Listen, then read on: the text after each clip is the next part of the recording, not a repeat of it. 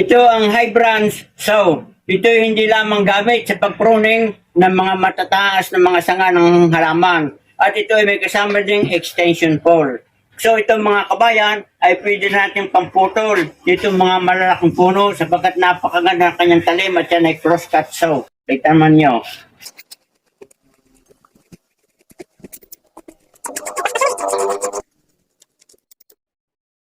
Yan, kita ninyo, napakatalim at pwede rin pamputol ng mga kahoy yung ating mga panggatong. At ito mga kabayan, akin magpapakita sa inyo sa itaas pag-trim ng mga sanga.